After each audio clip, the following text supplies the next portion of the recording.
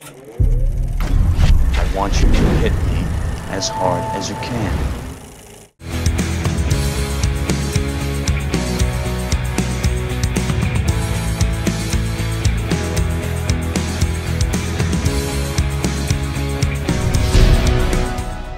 Hey everybody, it's Chris Bumbray here again with another video edition of the best movie you never saw, and this week we're taking a look at the movie Alienation, which takes place in the future year of 1991. Now, in this alternate version of quote-unquote the future, 3 years ago enslaved aliens escaped from their homeworld, landing in the Mojave Desert. Given refuge by the US government, the aliens, dubbed newcomers, have been fully integrated into the city of Los Angeles, and one of them, George Francisco, played by Mandy Patinkin, is the first of his kind to be made a detective and is partnered with a human cop, Sykes, played by James Caan, who's a bigoted veteran with an axe to grind against the newcomers as one of them murdered his former partner, who of course was pretty close to retirement. Together, they attempt to track down the manufacturers of a designer drug designed to re-enslave the newcomers. In addition to James Caan and Mandy Patinkin, this movie also stars Terrence Stamp, and it was directed by Graham Baker, who you may know from having directed Omen 3. Now, this movie is well remembered by fans, at least those that have seen it, and it did spawn a pretty popular Fox TV show. However, not everybody seems to be a fan of this movie, and unfortunately, one of the people that seems to hate this movie is actor James Caan, who, in his Random Roles AV Club interview, had this to say when they asked him about it. Why the fuck? Why would you bring up that? Now, I don't really get why James Caan hates this movie so much. Granted though, it was a troubled production. In the late 80s, the buddy cop formula reigned supreme, and it arguably started with 48 Hours, but the movie that really kicked it into overdrive was Lethal Weapon, and by 1998, you had all kinds of mismatched buddy cops hitting the screen. You had goofy buddy cops such as Pat Morita and Jay Leno in Collision Course, which was so bad it sat unreleased for 4 years until 1992. Dead buddy cops, such as in Dead Heat, which is Joe Piscopo and Treat Williams as zombie cops. Sorry to interrupt your erection, pal, but we'd like to speak with the management. And a year later, another mini-genre unto itself was formed, the human dog buddy cop movie, including Turner and Hooch and Caan. So, I mean, why not have alien buddy cops, right? The reasoning was sound, and with Gale Anne Hurd behind it, Alienation was a can't-miss formula. Add to that James Caan, who was making a comeback at the time. Now, the thing about James Caan, if you look at his filmography, he did Thief in 1981, and he also directed a movie the same year called Hide in Plain Sight. But after that, he was kind of off the map for a good 6 years.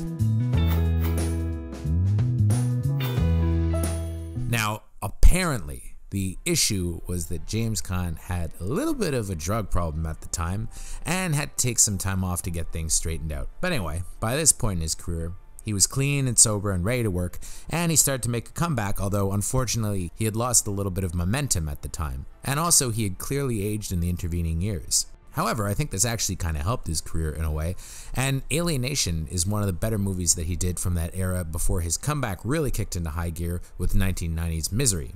It's for the best. Hey, please!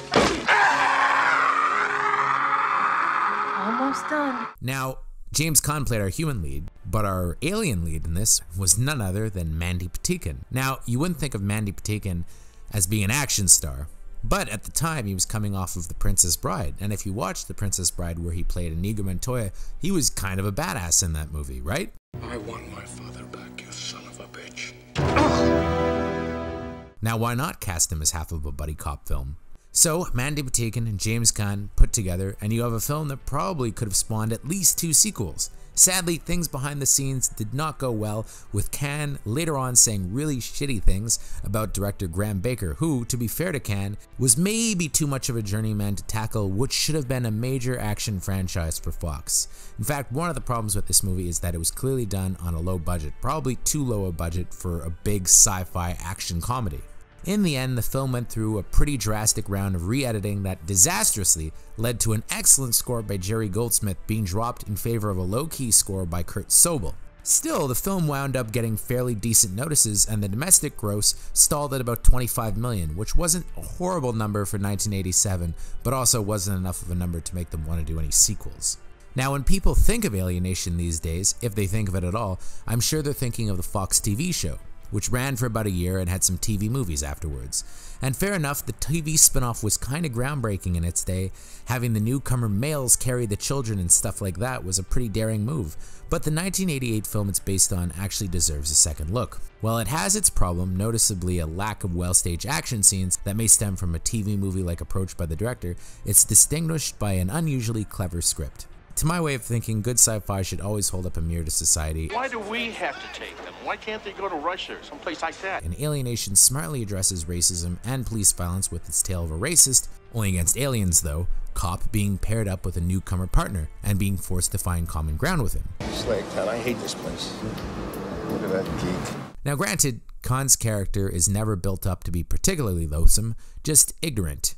Rockne S. O'Bannon's script spends more time than usual trying to humanize its hero, with him shown to be a divorced dad with an emotional side who saves the tapes whenever his daughter calls to say I love you on his answering machine. I love you, Daddy. The gut punch of his partner dying early in the film hits closer to home than usual for the genre thanks to Caan's vulnerability in the part. You really get the sense that he's devastated that his best friend has gotten killed. By the same token though, his edge is sharp enough to make his transition to a more tolerant cop feel earned, and in the action scenes you really do feel like James Caan has the potential to fuck someone up. Likewise, Mandy Patinkin, coming off The Princess Bride, does a lot to humanize his newcomer character, George Francisco. Now, one of the big problems behind the scenes, apparently, was that the original name for George Francisco was actually George Jetson. Now, if you watch the movie, basically what's happened is all of these newcomer characters have been giving names of fictional characters as some kind of weird joke that society is playing on them, I guess. It's never really explained. But in the entire movie, apparently his name was George Jetson, and one of the things that Mandy Patinkin really liked about the movie was that you had a hardcore action movie with the lead named George Jetson, and he played the movie as if he was playing George Jetson. Now, I know it's probably not a big deal that they changed the name to Francisco in post-production, and you can actually see him mouthing the words Jetson and Francisco is dubbed in, but Mandy Patinkin had a real problem with this because he was playing George Jetson and not George Francisco. As he said in an interview in Starlog at the time, I thought it made a tremendous difference to the piece that the guy's name was George Jetson because it gave it a cartoon feeling, an innocence that was important to the movie's whole idea. It's a great loss to the piece that we couldn't recover and a great misfortune that couldn't be solved. It would have helped a lot. Everything in the script is Jetson, everything in the makeup is labeled Jetson, and we always refer to him as Jetson. Not even George, but Jetson. So in our minds, he's George Jetson. So as far as I'm concerned, anybody who sees the movie, they're watching George Jetson no matter what the hell they call him. George Jetson aside, Mandy Patinkin is still quite low-key and emotional in this film. Really not what you'd expect from a buddy cop action movie from that era. And the bonding scenes with him and Caan really work. You got two guys who are really good actors working opposite each other, and sparks really do fly here. O'Bannon's script is also quite witty for the era, with a great joke about being how the newcomers can only get drunk off of sour milk. Take a hike, will you? Jesus Christ. God, does it stink. Why's it gotta be sour milk they get wasted on? Why can't it be like Jack Daniels or Thunderbird, for Christ's sakes? What's wrong with that? I also like the conceit that salt water is like acid for them. The drug running storyline, however, is pretty familiar for the genre, especially being in the era of Just Say No, but overall it's a quick, effective comedy thriller with some genuine staying power. Now, one of my favorite scenes in any action movie from the 80s is that there's always a scene where the badass cop gets a fancy new gun and tries it out. RoboCop has the granddaddy of all these scenes. Sudden Impact also has a really famous one. And in this one, James Caan gets a big old gun that he's going to use against some aliens, and he tries out at target practice.